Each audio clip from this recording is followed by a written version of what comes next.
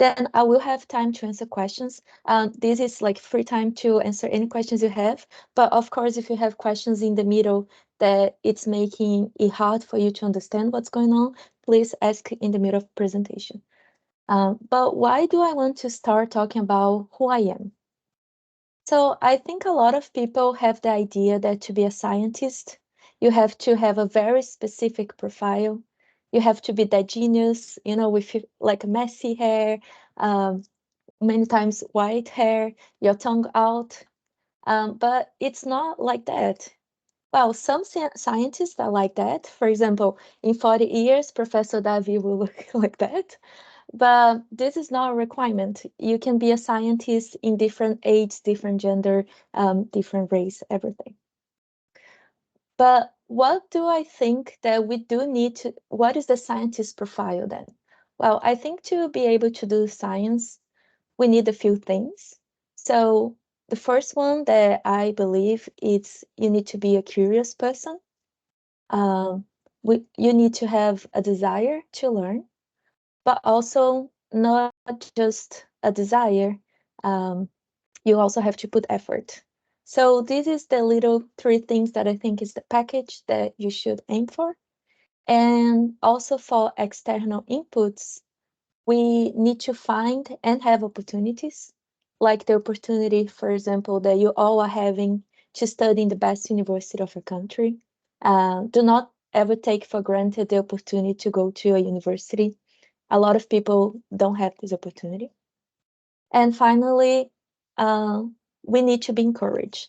So sometimes it's a family member, a professor, a friend, and I hope today I can encourage you a bit to be a scientist. Um, so David already mentioned that I'm Brazilian from a city a lot of people never heard of. And I like to emphasize this because sometimes we think that to be a scientist, you have to be from United States or from Europe, but that's not true. You can be a scientist even if you were born and grew up in a town that a lot of people don't know. I also graduated in physics in a university in Brazil called Universidade Federal de Minas Gerais. And when I say I graduated in physics, I think it's very important to emphasize that it's not just about graduating, but it's about seizing opportunities. So right in my first year, I started working in the physics demonstration room of my university. A professor set a group of students who build experiments to make it easier to demonstrate physics in the classroom. And I asked if I could be part of the group. So I had colleagues who belittled this opportunity. They said it was a waste of time, but I don't think it was a waste of time.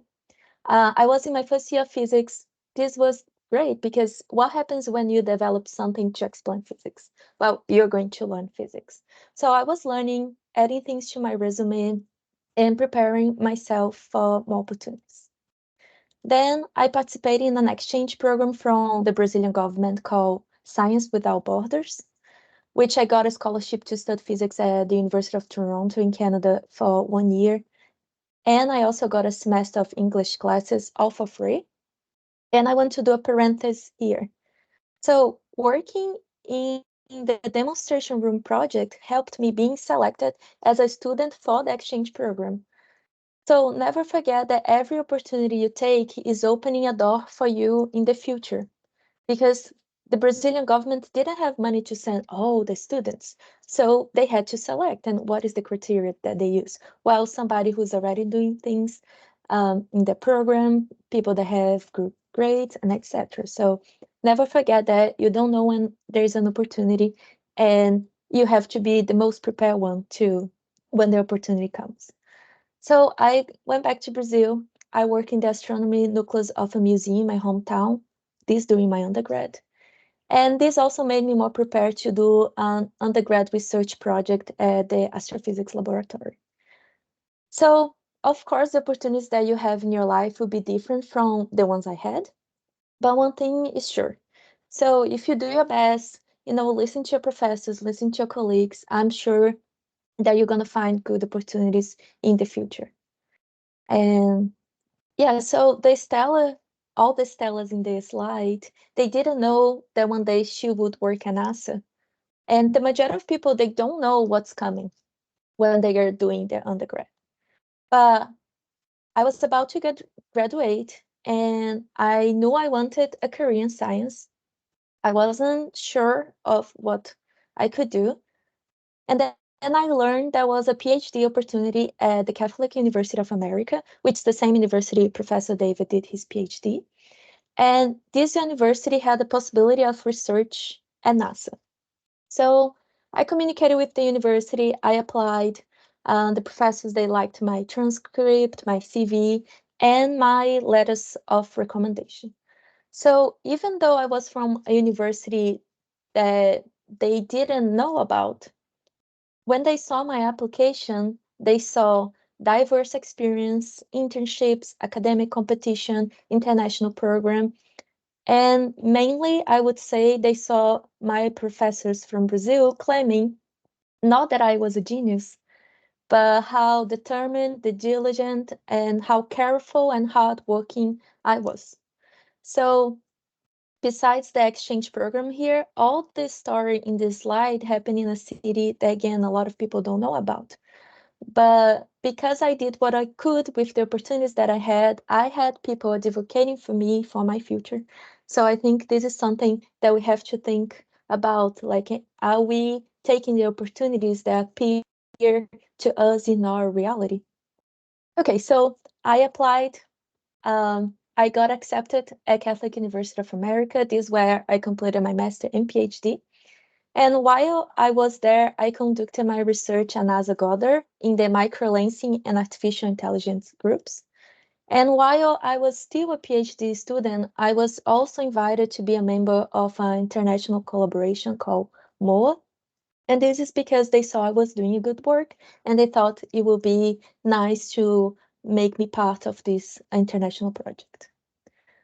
So I just want to do a little pause to comment here that I'm saying that, yeah, you have to uh, get advices, listen to your professors, everything. Of course, you don't need to follow everything 100% exactly of people say. Um, but I think it's always good to know there's some truth in the advices you get. And I want to give an example. So when I was in undergrad, I had a professor that told me, like, Stella, you have amazing grades, but you don't know how to code. You need to learn how to code. And he told me that the same way we need mathematics to do physics, he said, you need coding to do astrophysics. So if it's astrophysics that you want, you should learn how to code during your undergrad. So I could have finished my bachelor, my undergrad, without coding. But I'm glad I listened to him because I learned IDL, which is a language that is not used anymore, but I was learning coding principles, which now I use in another language called Python, which is very famous. But it was easier for me to learn Python than for someone who had never learned how to code. So when I was doing my PhD, I was able um, to succeed and do like be a NASA, be in this international collaboration because I didn't have to catch up with the basics of coding because I already knew. So don't underestimate the advices you get because one thing that I learned when I was in my undergrad and was taught me, and I got my hands to learn how to code, help me in the future during my PhD to succeed in my PhD. So, so yes, I succeed in my PhD, but I have to remember that it's the work that not that I only did in my PhD, but that I was doing since my undergrad. So my research and thought earned me a really nice award named after Dr. John Mather. Dr. Mather is a Nobel laureate in physics in 2006 for providing evidence and supporting for the Big Bang theory. So basically, they helped prove the Big Bang theory, and he used the Nobel Prize money to find promising students. So who are the promising students? Students who have good grades, who advisors believe in their potential based on their research work. And One thing that I want to highlight is that this is a person that won a Nobel Prize. Is a person that is certainly extremely smart. But one thing I noticed while I am in NASA is that the thing that I hear the most about him, it's not about all the things he achieved, because this we know, he got the Nobel Prize, you can search online. But the thing that people most talk about is how kind, gentle, humble he is, and how people love to work with him. So he won his Nobel Prize because, of course, he's really smart, but because he always had people that loved working with him. So, you don't do research by yourself. He always had people helping and collaborating. So I think this is something very important to emphasize, um, mainly in physics, because I feel like sometimes um, some people think they can work by themselves and they can do for a few tasks, but always remember you have to be kind and gentle. And during my PhD, I discovered a new planet, which even made me went to the news in Brazil. And I was invited to present my work at various venues, including participating in a panel to discuss science and US Brazil relations. So I'm highlighting those things, but I want to say that when I started grad school, I didn't know I would meet a Nobel laureate. I didn't know I would lead the discovery of a planet. I didn't know someone would pay for me to one day go to France to give a talk. I didn't know what was going to happen, but I knew one thing. I knew that I had to work hard. And because when we work hard, people see it and they help you. And people help because they see you working hard. I think this is something that was fundamental in my career, was people saying like, Stella, I see you working hard.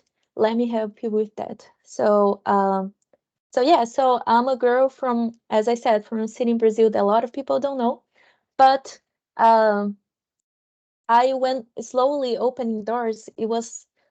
I didn't start going to France giving a talk. I start slowly working in a lab, doing a bit of my more work here, invited to do another project. So I think that's how a career uh, goes. It's never like just success in the end. It's it's a big path that we go slowly, slowly, step by step, getting closer to what we think will be best for us. Um, so finally, I worked hard. I defended my PhD. This was last year, and this is currently all the work. If you put my name on Google Scholar, you can find all those work over here. So I want to say how I end up in the fellowship. I want to say that during my PhD, I heard from a lot of older students that applying for this postdoctoral program at NASA was a waste of time. And this is one of the most prestigious postdoc and fellowships at NASA. So they were saying it was hard, the application was a lot of work, you have to write a science project, it's a lot of details, a lot of science context, a lot of timeline, you have to convince them the project is necessary, like they are capable of doing it. So there was this belief that this was a waste of time because no one is like no one that we know would be able to get that. Um, so I listened to them, but I also asked more people about it. So I asked my advisors, I asked other researchers I work with if I should apply. Some said, absolutely, that would be amazing for a career. We think you're capable, do it. Other people told me, well, I think you should do it, but if you want to get it, don't wait for the last minute because it's kind of hard. Start thinking about the project right now, months in advance. So I listened to all the advices, I thought about them, and I concluded, well, if it's hard and some people that I worked with think I'm capable, it means I have a chance if I work hard. So I applied, and I was offered a fellowship before I finished my PhD. So this again, like, yeah, sometimes people are gonna say it's hard, but try to look for people that was able to get that thing that looks hard and ask them, how did you do it? And try to do something similar because there are more chances if for you to succeed if you follow the people that succeed. So a mix of the science I was doing with the fact that I got a PhD, and moreover that I had a fellowship that would allow me to stay in the next years with NASA. One more door will open for me, which right after I defended my PhD, the teams to prepare to the main big NASA mission, which is the Roman, were approved.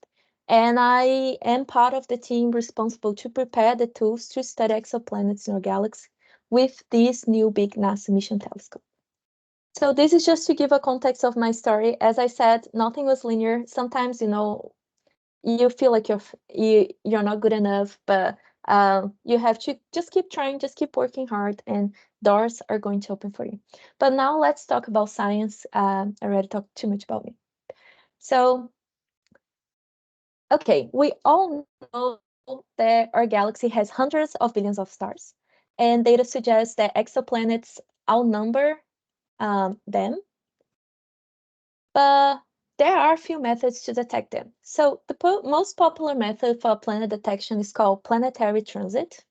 And this high percentage here of detection is mainly due to purpose-built space telescopes like Kepler, which now retire, and the ongoing TESS. So today I will mention a bit about transit. I will show a few slides explaining it, but I will also focus on gravitational microlensing. So this method will take center stage with the upcoming Roman Space Telescope. This is the first space mission with one of its primary goals, the search for microlensing exoplanets. And we aim to uncover thousands of new microlensing exoplanets with Roman. But what challenge does this new telescope that is still going to be launched bring? So Rome stands as the top priority large space mission according to the Astronomy and Astrophysical Decade Survey, which is a survey that they do every 10 years to figure out what are the priorities for astronomy and astrophysics in the US.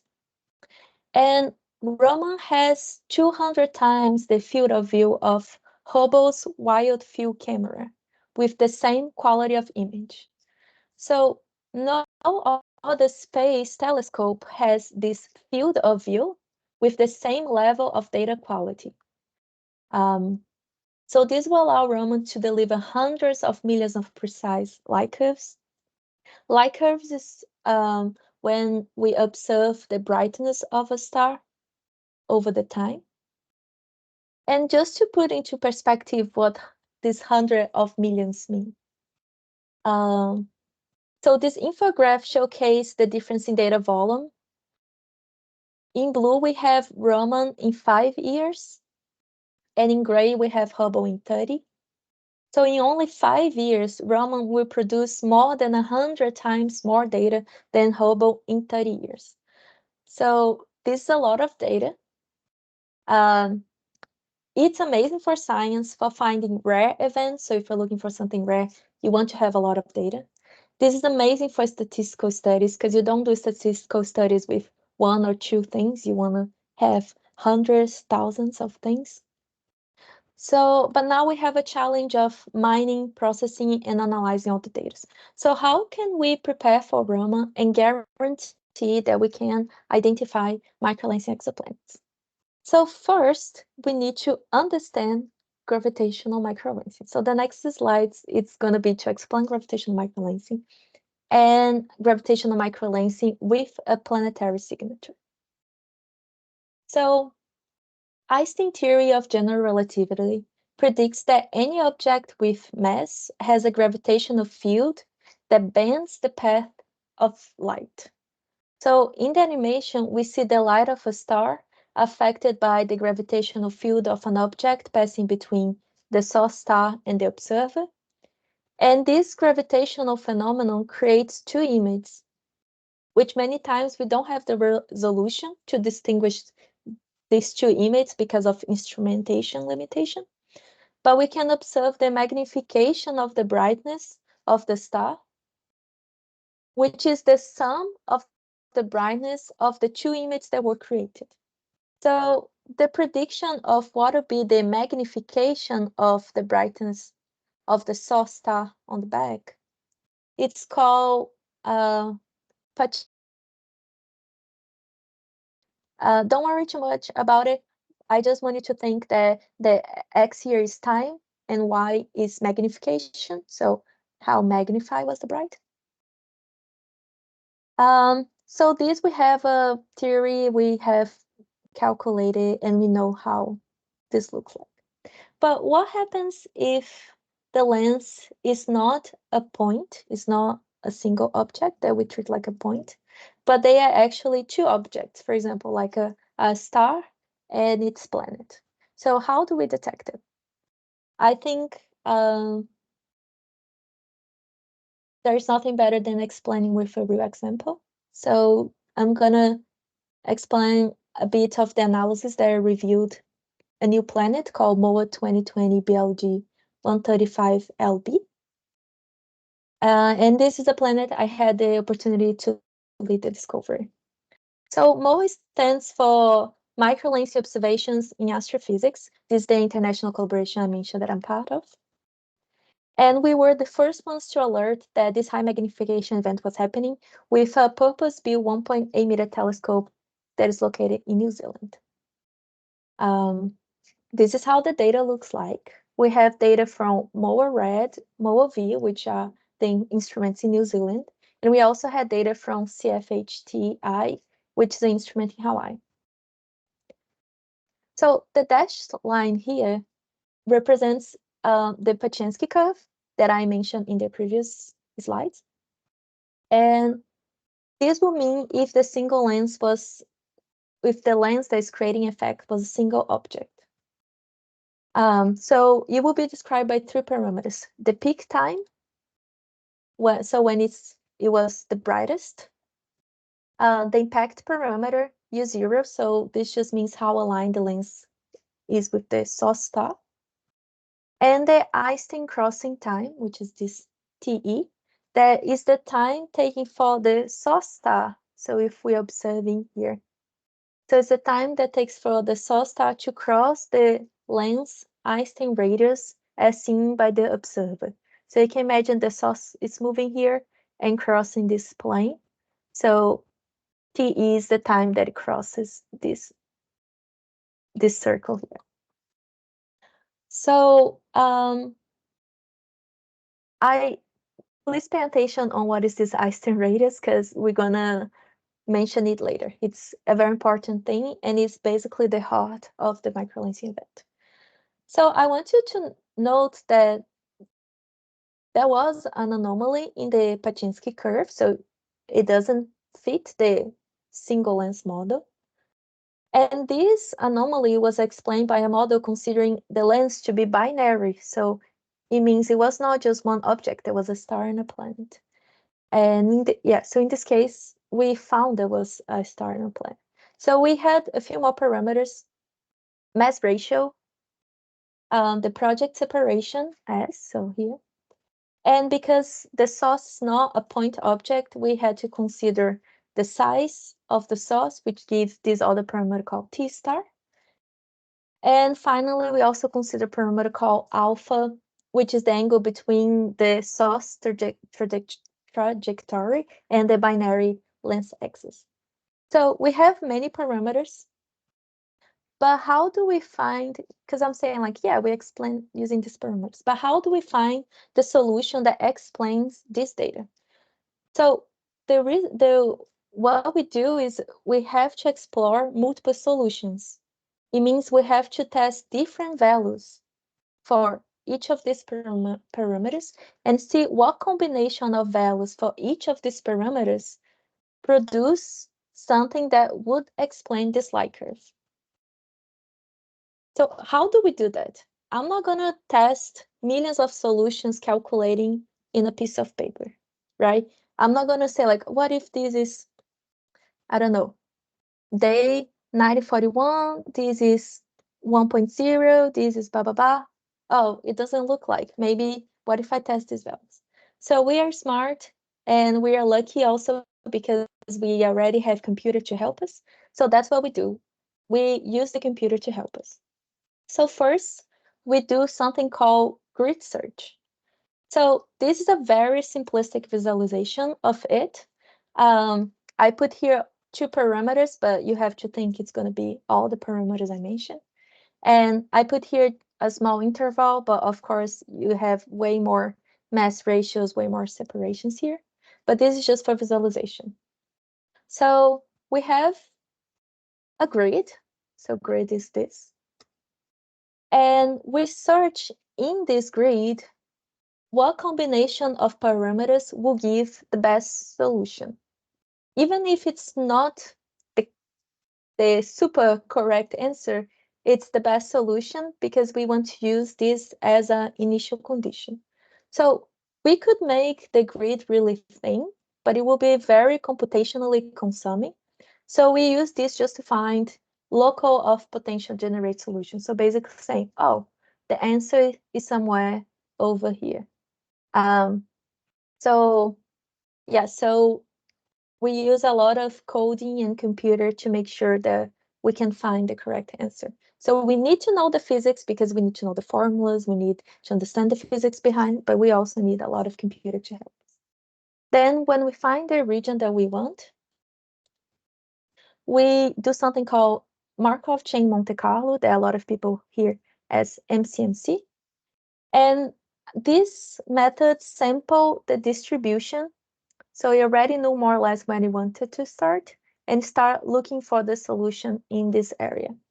So we use this method to derive the uncertainties related to this framework, and we obtain a more precise solution. I'm going to skip because it's very long. We do this millions of solutions test, I would call like that, and it find for us where would be our best solution. So we'll just keep going. But this is just so we understand how this process work. So this is the exploration of the parameter space here on the left. On the diagonal distribution of each of the 7 parameters that I made. And the other graphs here with blue, they represent this distribution when pairing 2 of the parameters. A nice highlight here that I want to show is this butterfly shape on the separation. And this indicates that our MCMC was able to jump between 2 generated solutions. So doing that, we can find these parameters that explain this light curve.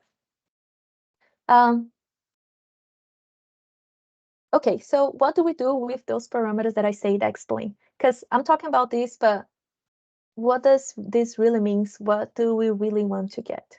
So we know the parameters. We also know the magnitude of the source for the mole instrumentation. And by calibrating the magnitudes and correcting for extinction color excess, we can calculate the physical size of the source and all the parameters like the Einstein angular radius and the lens source relative proper motion.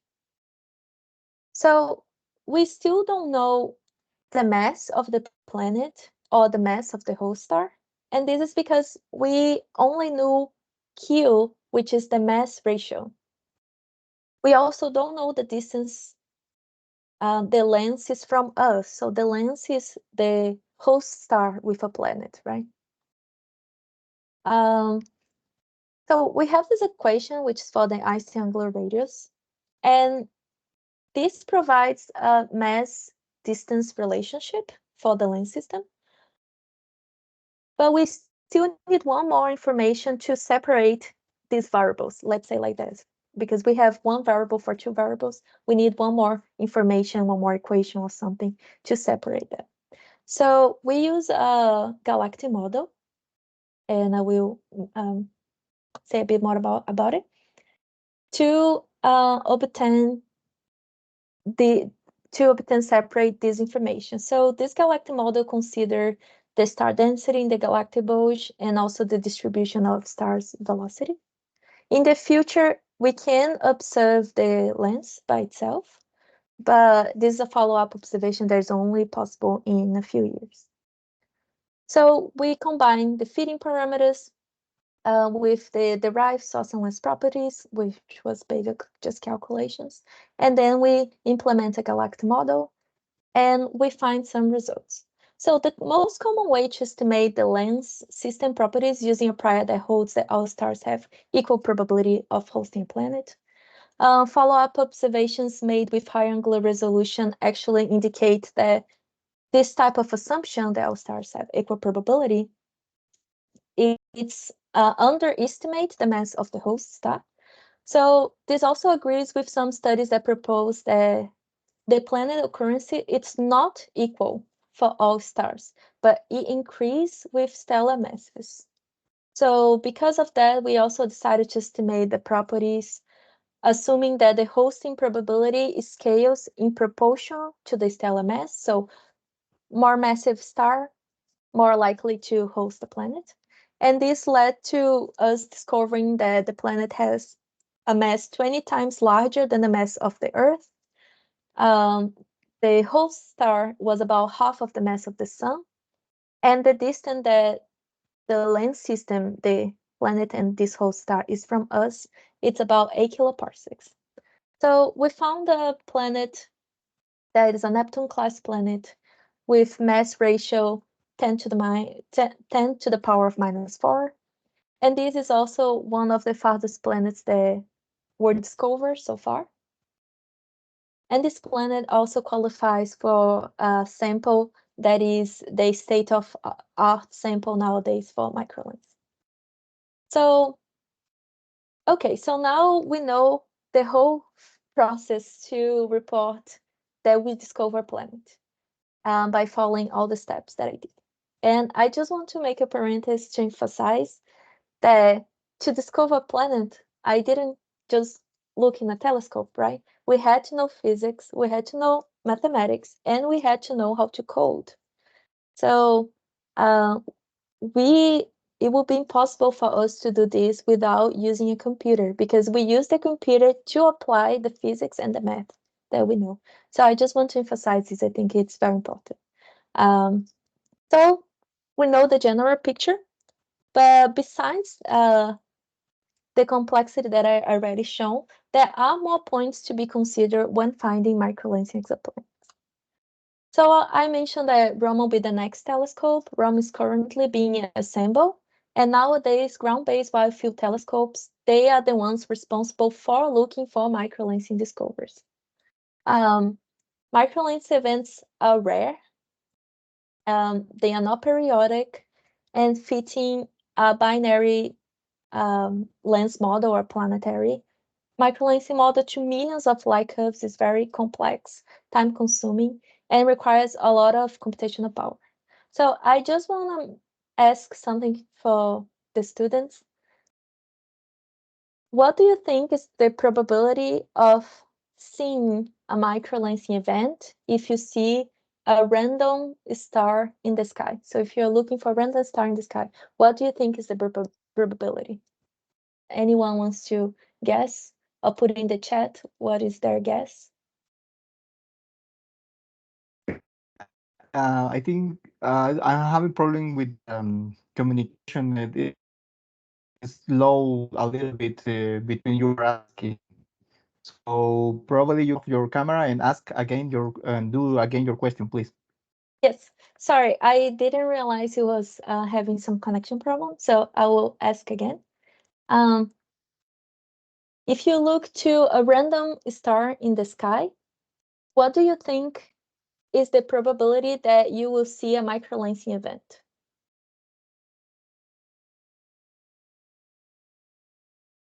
Do you think it's 1 in Somebody 10, want 1 in 100, 1 in 1 million? somebody wants to answer? I think that the probability is near zero. I think. I don't know. Yeah. Yeah, so yeah, near zero means really small. Yeah, so it's 1 in 1 million.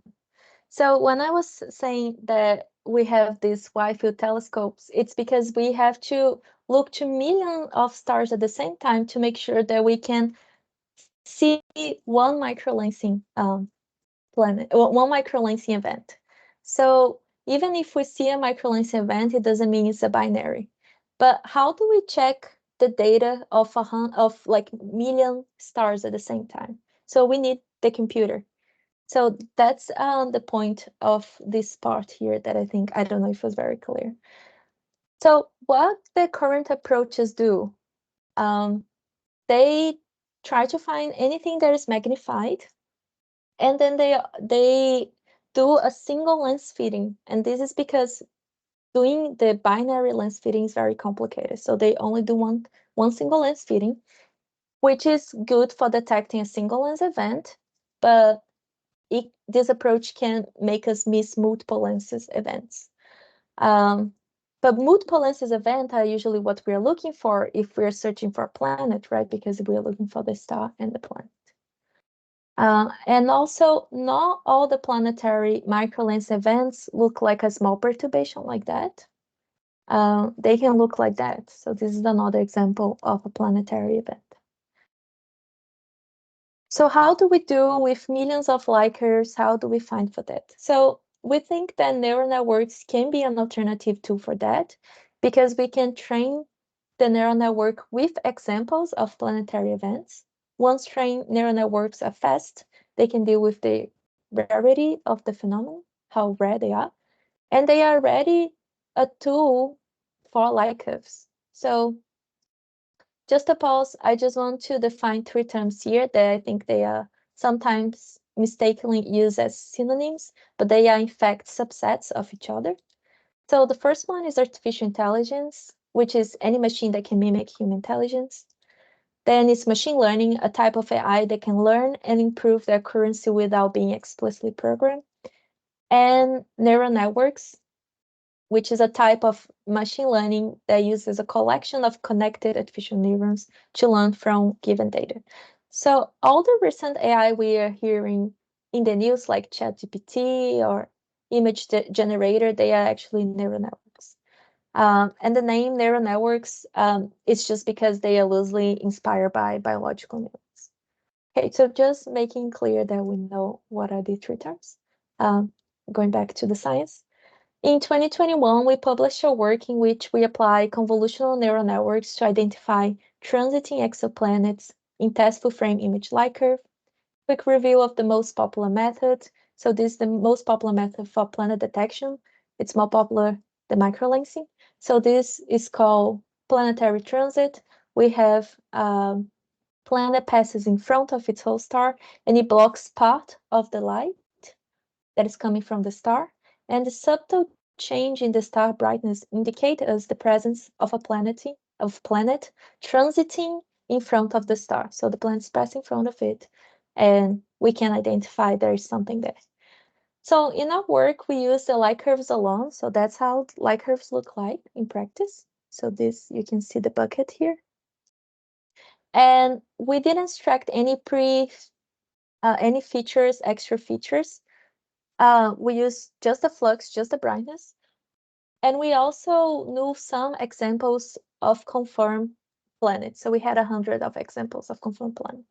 So we trained the neural network, and we were able to identify 180 new exoplanets candidates from tests. So what we learn here when we're doing with planetary transit is that CNNs, they can learn this prediction function on its own if there is the signal we are looking for or not. The CNN was successful in recognizing features in light curves, so you could recognize shapes in the light curves. And it also was super fast for each light curve in milliseconds. So if you have hundreds of thousands of light curves or even millions of light curves, speed is very necessary. If you can change from 1 second to 1 millisecond, you are already winning. And the big insight here is that light curves, they're like 1D image. So they are a perfect case to be explored with CNNs, because convolutional neural networks are already known to be good with images. So because of that, because we succeed, because we identify what are the benefits of using CNN, we then want to apply a similar method for the other planet detection method called microlensing. So this is what I'm doing right now. I have the MOA dataset. MOA is the first high-cadence microlensing survey towards the galactic bulge. This 9-year data set was the one used for the state-of-the-art statistical analysis of planetary microlens. So this gave us the main result for the statistics for planets discovered by microlensing. And this was also the data that predicted that there are 21 free-floating planets per star. So for every star in a galaxy, there are 21 planets that are not attached. They are not orbiting around any star. We have a collection of 2.4 million light curves, which was publicly released last December. And of them, 23,000 of the light curves had human spectral labels, and 6,000 of them contain gravitational microlensing event. So our current approach, so we divide our data in 3 parts. These results are not with the full set yet, it's just with part of it. But we divided this in 3 parts: training, validation, and tests. With only the flux, we train the neural network. And after training the neural networking for each light curve from the test dataset in milliseconds, and it delivers score from 0 to 1 of how confident the neural network is that there is a presence of a microlensing event in each light curve. So each light curve corresponds to each star that we are observing the brightness. We then perform a cross-validation because we want to obtain a complete list of the neural network confidence score for each light curve. And in practice, we use these scores combined with a threshold. The choice of the threshold depends on the goals. So if we don't want to miss many microlensing events, for example, it is able to identify 90% of them, we might choose a lower threshold. If we don't want to end up with a lot of false positives, so you don't want to see data that it's not useful to you, you might choose a higher threshold. So our neural network also demonstrated the capacity to detect events that were previously missed. So this is an example of an event that the collaboration that I'm part of, we didn't identify there would be a microlensing event there, but the neural network said that it was confident, 94% confident that this was a microlensing event. So if the neural network was so confident, I was like, okay, let me check, what is this? So I investigated the data. It doesn't have any significant noise or systematic issues that would classify this as bad data. And I also fitted a model considering a single lens event, and the parameters obtained for the analysis, they indicated that this is physically possible. So these values, they are realistic. So this is probably a microlensing event.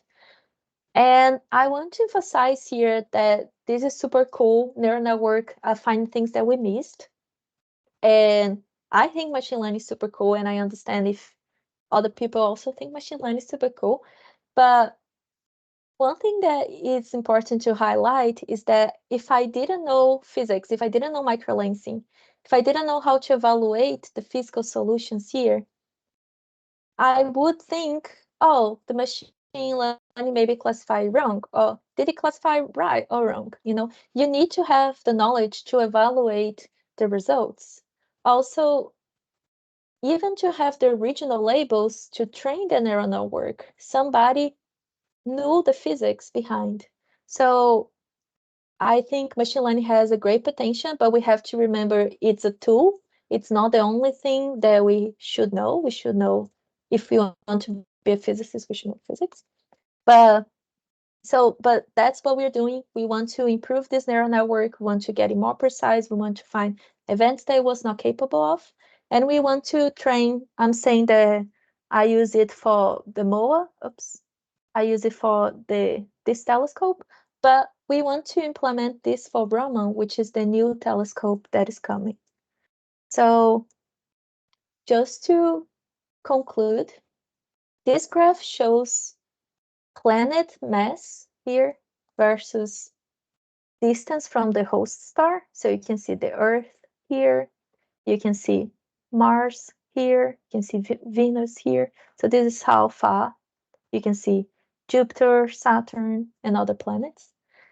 In red, we have detections made by Kepler, which was a planetary transit focus space mission.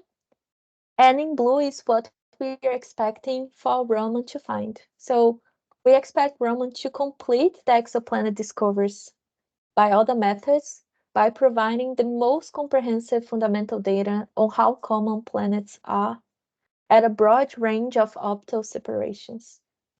So far, we only know those planets. I mean, we do know a few planets far away because we have ground-based telescopes, but the majority of planets that we know, they are transits. Do you remember I said it's the most popular? And this is because we had space missions looking for that. But now we need to complete the census and really understand, because when we do planet formation theories, planetary evolution theories, when we try to understand how planets work, we base and test our theories on the data that we have. So if we only have data of planets that are really close to the host star, then our theories get biased, right? So we need to have all the sample of the planets so we can really test our theories and really understand how planets are. So for that, we have to detect those planets that we're saying that we're going to be able to identify. But as I said, it's a lot of data. We need something to help us look in this data, and we think that neural networks can help us detecting these planets. So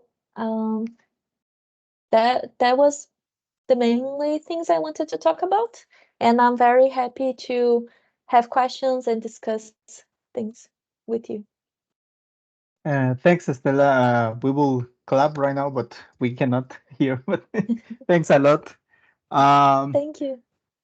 So let's start some questions. I really think there are many that have questions. So can somebody, if you have a question, just raise the hand. Si alguien tiene alguna pregunta, levante la mano usando el botón.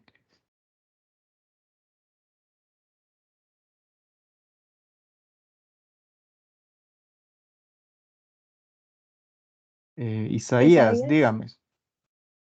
In English if you want, or if you can, whatever. I mean, en inglés o en español, como quiera. Okay. First of all, thank you for the presentation. And I have a question.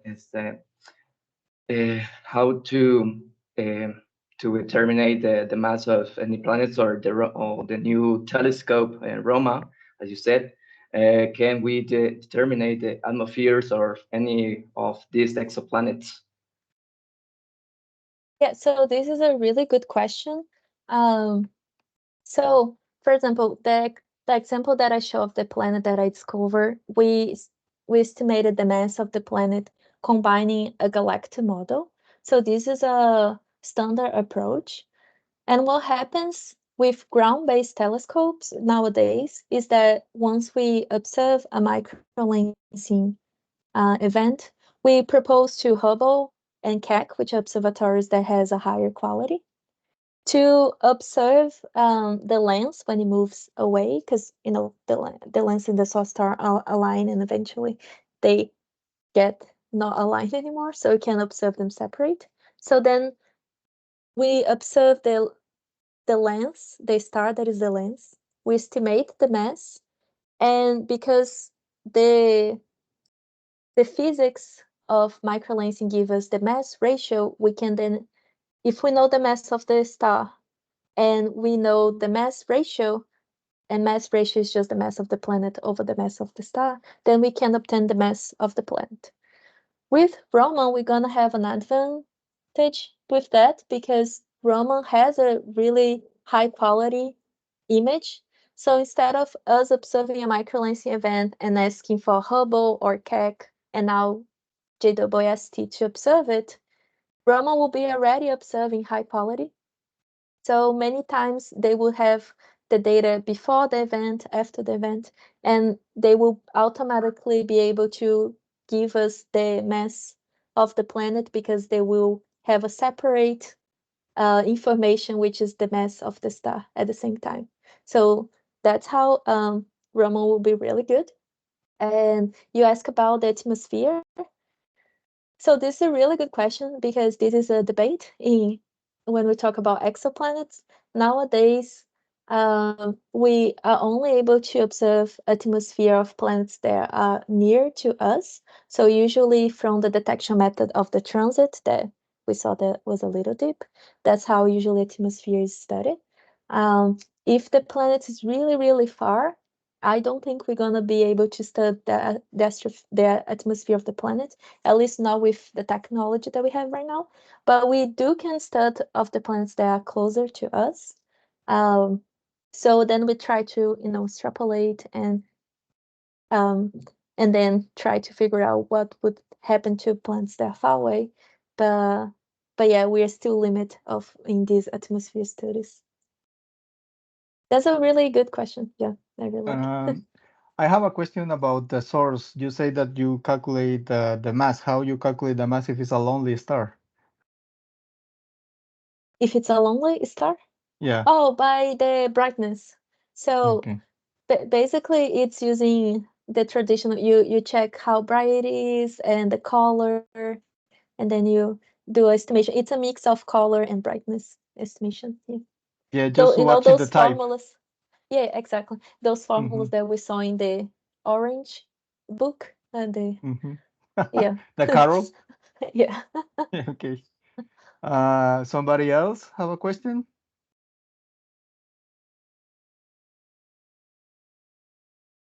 Yes. Come on. Okay. Me again. Wait, Or Isaías, wait. okay. Luis. Okay, thank you for your presentation. It was very interesting. And I have a question. If you have a lot of light curve, for example, how can you differentiate between a transit, a planet transit, and a light curve of a variable star? Yeah, so that's a good question. This is variable stars sometimes are part of the problem. We say that it's the hard cases that we would say. So there are many types of variable stars. Some, like for example, Delta Scutis, the variability is so fast. So we have some studies um, that already treat this kind of variability in the sense that transit's going to be very perfectly periodic. So it has to happen every certain amount of time. It has a specific shape, right? It's this bucket shape, like this little square. And we also know that it cannot be like too big because otherwise, like, a planet is way smaller than a star. So we have some cuts to make sure that it's a planetary transit. While like star variability, there are some that are frequent and periodic, but then they are way faster and they don't have the shape of uh, of what would be expected from a planet. And we also have some variabilities that they're really crazy. They don't follow any periodicity. So that's the main way to do. We try to find the periodicity on it, and then we try to see if there will be some kind of model that would explain. So similar to what I explained, that we do a little MCMC for the microlensing case. Also for the planetary case, we have to test if there is any type of planet that crossing this specific star would explain and give the Likert shape. So there is a lot of tests and things that we can use to compare. And we have also a lot of literature explaining all the variabilities that we can verify if it's not these other variabilities. Yeah, very good. Okay, before Isaías, Hugo. Hugo tenía una pregunta.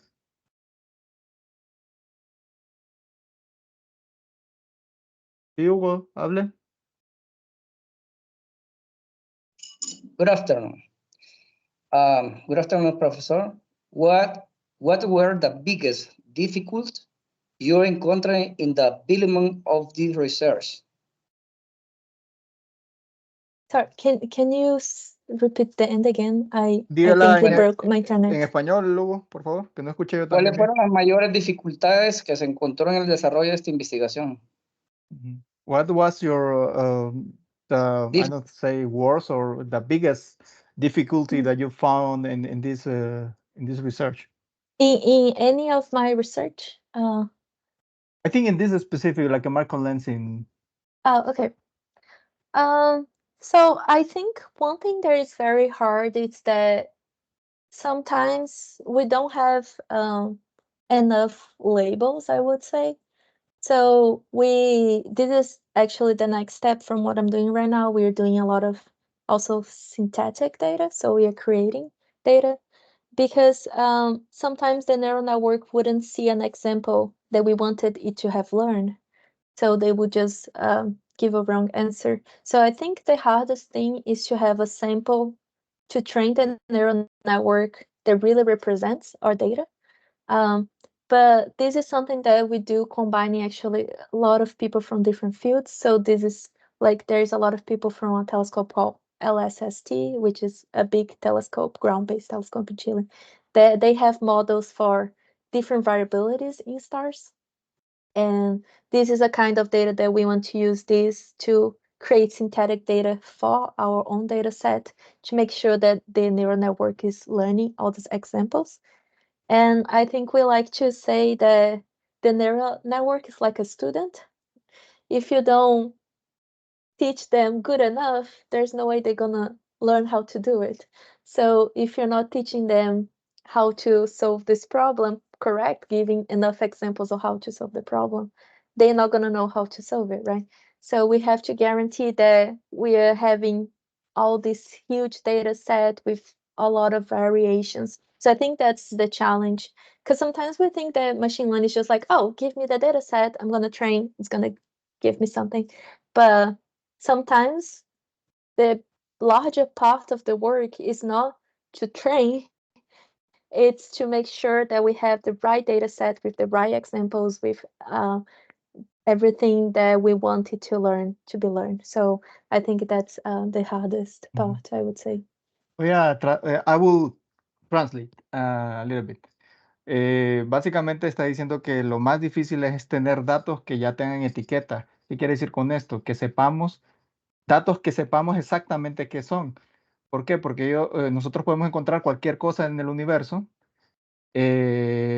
cualquier tipo o combinación de estrella con planeta o con planetas, y entonces, como hay tantas posibilidades, pero no tenemos tantas observaciones. Entonces hay que tener muchas observaciones reales para poder entrenar a la red neuronal, porque la red neuronal necesita tener ejemplos. Es como un niño que le estamos enseñando a aprender. Y entonces están tratando de resolver este problema haciendo datos sintéticos, o sea, haciendo datos artificiales. Y eso es quizás el mayor reto que tiene en este campo, porque no hay muchas observaciones. En otros campos, sí, por ejemplo, ¿por qué es fácil entrenar a una red neuronal a saber qué es un perro? Porque tenemos muchos ejemplos de perro. Entonces, eso es fácil, pero no tenemos muchos ejemplos de exoplanetas. Entonces, eso es difícil. Yeah. Ok.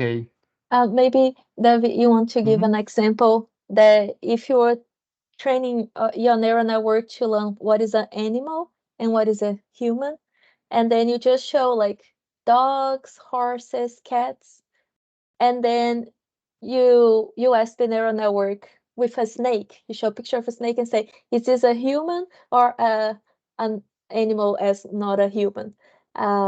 So the neural network wouldn't know because he never saw something similar to a snake. He only saw like the four members, animals.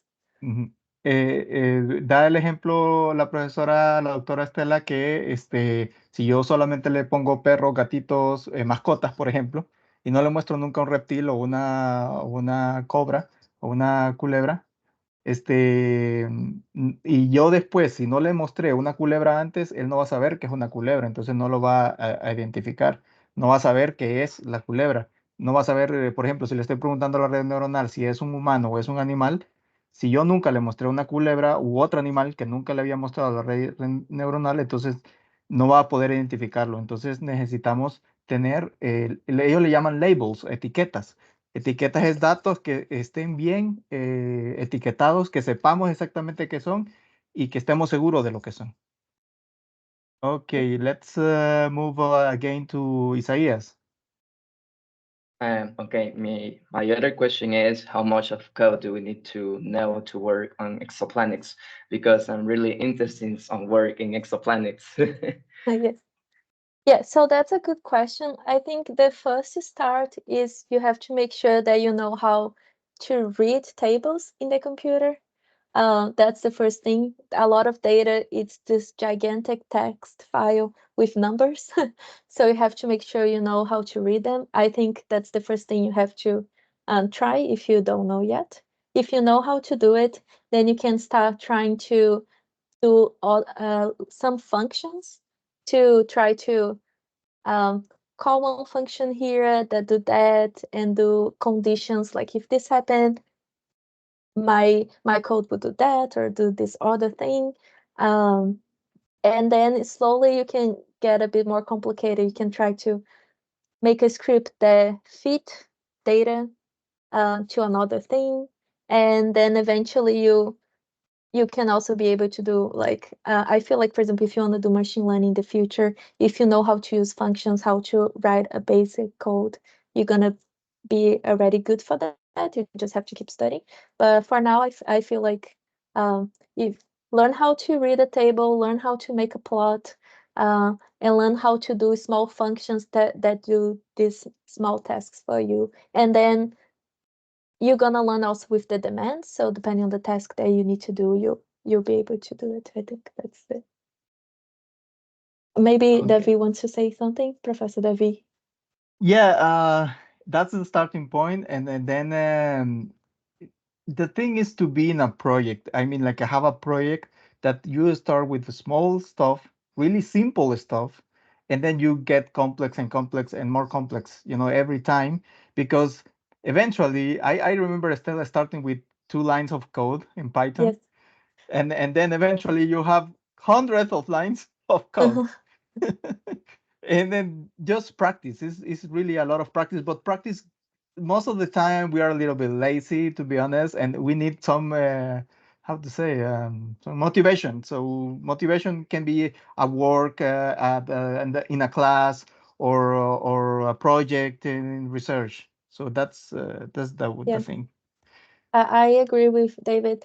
Um, Actually, David was basically my Python professor, I would say, because I learned IDL, which is another type of program language. But then when I arrived in PhD, David was already there, and then he taught me, no, use this function here, use that. So I think it's what they've said. You need to have a project to motivate you. So either an astrophysics project or even another smaller project that you think it should be fun. And so, yeah, try to go for a project because you're gonna learn while you're trying to do this project. Mhm. Yes, somebody else. I mean, I have Luis and Hugo, but I think it's just that you kept the hand raised. Somebody else have a question? Or Luis or Hugo? No. Okay. Maria Maria. Maria Jose. Okay. Maria. Hello, Maria. Oh, Maria we Jose. cannot hear you. Maybe you wanna put in the chat in line. Yeah, Maria. If you are talking, we cannot hear you. I don't know if you are Uh, chatting. Maybe. Let me see the uh, chat. Well, apparently not. Maria, are you there? okay. In the chat, I will ask. Okay, Mhm. good. Okay, somebody else while Maria is writing. Somebody else have another question?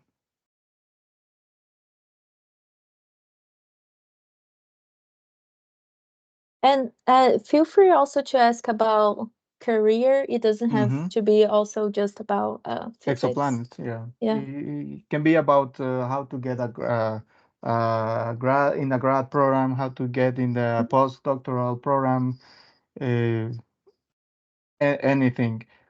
Just one thing I asked you before, but now we have more people. I really want to encourage them that if you work hard, you're going to do it, no matter where are you coming from. So Yes. you knew two students from Honduras.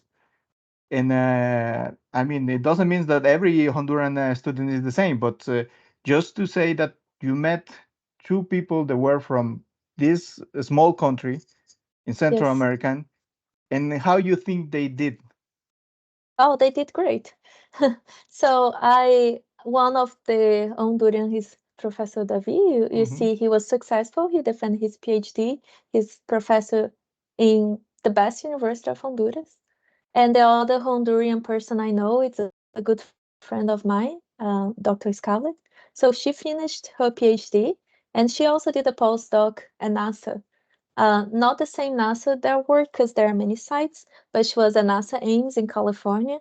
And you can see she was also somebody that was from Honduras that maybe people think like, oh, it's a small country, you don't have a chance. No, she came to the US, she did her PhD, she was really successful. She went to NASA Ames. She did her very prestigious postdoc over there.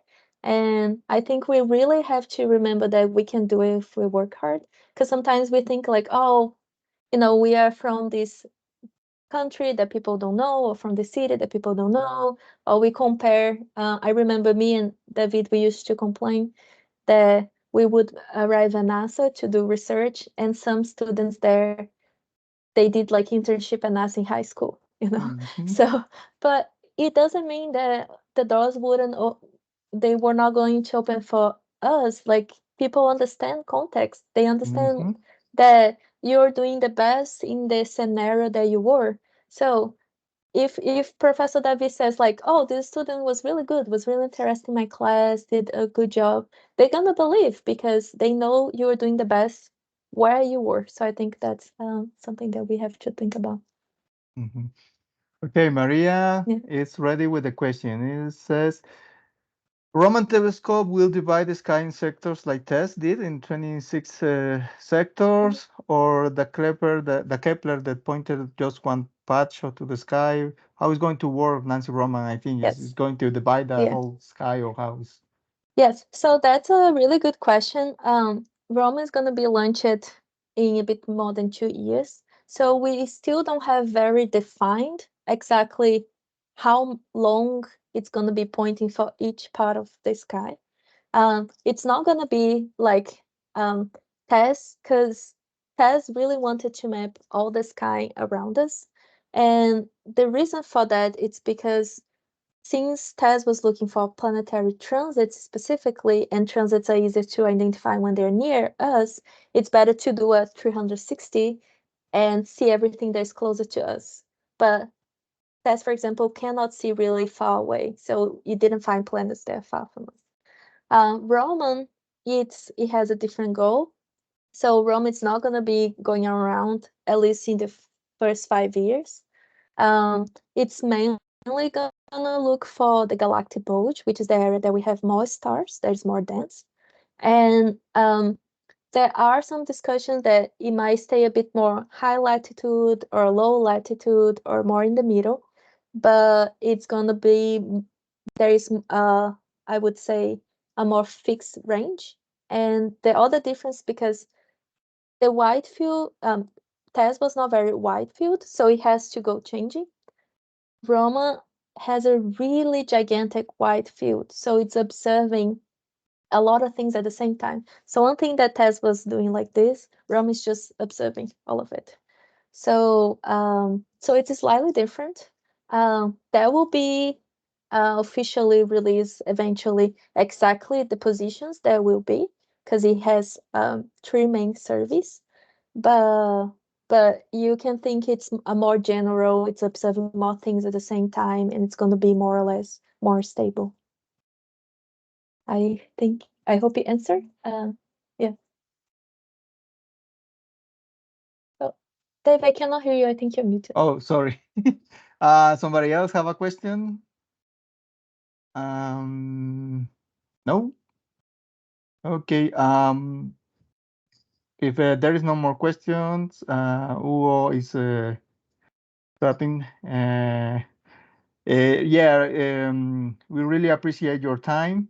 Don't be strange if you find Dr. Estela in a couple of years and a lot of picture of NASA when they launch Nancy Romans.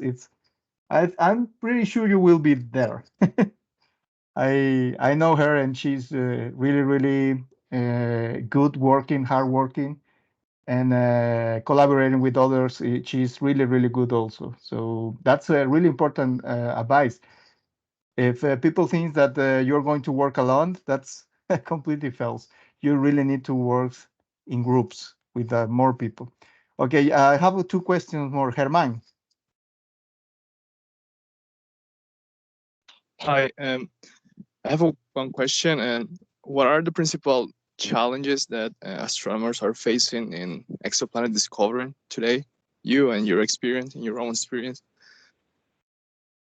So I think the biggest challenge right now is the amount of data, because we do want a lot of data, right? Because the more data we have, the best we can understand things. But I feel like we still need to do a lot of preparation to deal with this data. So this is a big part of, for example, of the discussion in the Roman group is how we're gonna treat all this data and give it fast to the public, because we want to treat the data, analyze the data, even if it's not perfectly analyzed, at least gives like, oh, there's a planet here, there's something happening here, there's a supernova here, like all this different data.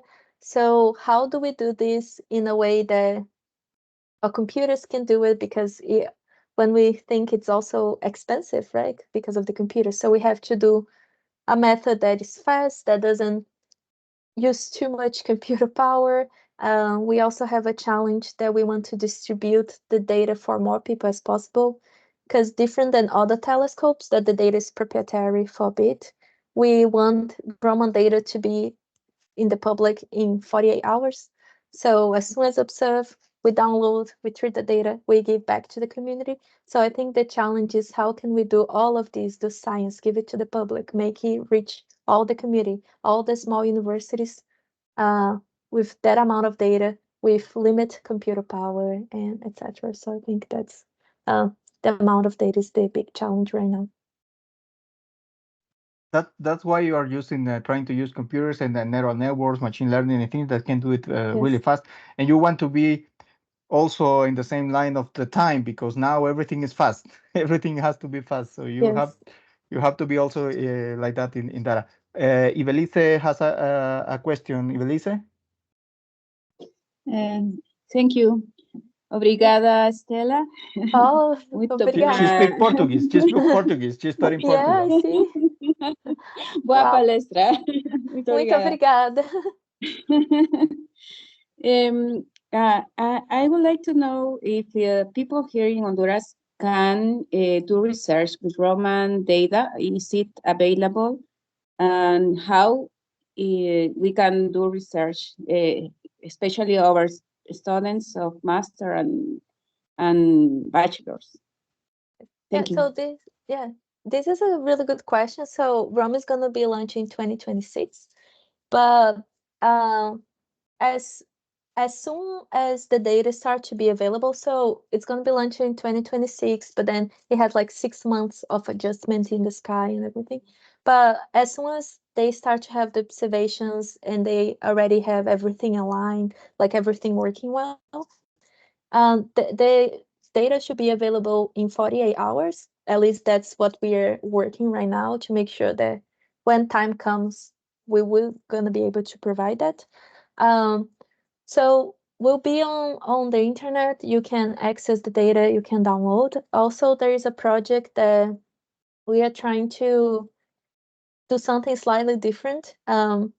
Instead of downloading all the data to the computer, because it's going to be really huge, there is also an idea that people are developing to have the data in the clouds, and then instead of you downloading the data and running your script, your coding, you actually put your script on the same cloud and run the code on the internet itself. So this is something that we are really strongly trying to develop to make it more accessible, because we also know if people from a small university, they're not gonna be able to download all the data and process. So we are also trying, this is also one of the challenges that we have, to make it really accessible for people in Honduras, for people in Brazil, for people even in small universities in the US. So it will be available. You will be able to find online in 2027. As I said, after 2 days that we observe, it should be there. So it should be really easy to use, because that's our goal. If people have complaints in the future, it's like, I can't really use it, I don't understand, you can reach out and say advices, because the idea is really to make it public, to make it accessible. That's the soul of projects like Site Server. It's to have a server with all this information where you can access all this data. And it's something that you can do with a lot of telescopes at NASA. Right now, using Site Server, you can access all the data, or using the HISARC or other servers. But something in the same line is how is going to be the proposal? How is going to be the proposals for Nancy Roman? Because if you're going to be able at 48 hours, so nobody's going to propose. You're just going to observe, and everything is going to be Yes. ready. So this is the plan for the first 5 years of mission. It's to be. We don't know how it's going to be after the 5 years. It can be there will be proposed redirect, in the sense that people can ask specific part of the sky. But right now, what is happening, because I mentioned that we don't have decided exactly where it's pointing, and we are working with white papers. So you can write a white paper saying, why do you think Roman should look to a specific part of the sky? And they have a collection now of white papers. So this is orienting the choices that we have to make. But I also want to emphasize that, for example, when I said that Roman has 200 times the field of view of Hubble. So many times you're not going to really need to ask Roman to look to a specific part of the sky, because Roman has this little, or Hubble had this little square, so you really had to ask them to point to the star. Roman has this huge thing, so they probably will have data if it's in this big part. They probably won't have data if we are not that much data if we're not facing the center of a galaxy very much. But it should have a really large part of the sky, so you don't really need to ask for it to point for what you want, because it will probably already be pointing. So yeah, so you're right, there's no specific proposal for it. You have just white proposals suggesting where Roman should be looking at. But maybe after the 5 years of mission, they will open to, yeah. Essentially, you just have to be prepared to work with data. So data is going to be there for everybody. So just be ready to work with that data. If you don't know how to work with the data, you're not going to be able to use it. So it's free. It's free, yeah. Yeah, that it's actually the first project of NASA that it's like that. So they are really trying something new. They know the challenge, in the sense that, like, other space agencies, they are not doing that yet. So they know they know they are doing something completely different. But this is because they really want to make more science be available and motivate more people to make it available. So it's something really new. Even the way the group is structured is very new, because before they used to have a small group doing everything.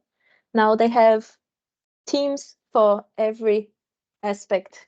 So I'm part of the Exoplanet survey team, but they have teams for everything, for supernova, teams that really work in cosmology, teams that are focused in dark energy, dark matter. They have little teams to make sure that we are being able to get science for all the teams. I would say. So this is also, it's a new idea. Try to have a lot of science for different people, for access to everybody, and it's really the new concept of the new telescope. It's very different from all the others. Isaías, last question. Okay. My last question is if you do you have any email to contact you in the future, Yes. please? Yeah, I'll put here in the chat. But if people don't have, I think you can copy, right? Everybody can copy if I put in the chat. So that's my NAS email. Feel free to send an email, and I try to reply. If I'm traveling, I might not be able to reply because NAS is very annoying sometimes. I cannot access my mail if I'm out of the country, for example. But usually I reply. Even in Japan, you couldn't? Oh, I couldn't take my computer. I was Oh without my my God. computer. Oh my God. Okay. It's the Yeah. same. They're Thank you getting so worse much. in security. Yeah, But it's an official agency, you know, is essentially I say people is like a CIA, but just that for science. yeah. But if it's something urgent that anybody needs, David can send my personal email as well. I'm happy to. Okay. Yeah. Okay, thank you very much, Estela. I think we took a lot of your time. We really Happy to be here. appreciate. Yeah. We really appreciate that you collaborate with us. And I hope this is just the first time of many. So thank you very much. We really are happy to have you here, and we will see you soon, I guess. Yes. Yeah, so really happy to be here. If you have questions, please email me. I'm happy to answer. It can be, as I said, physics, but it can also be career.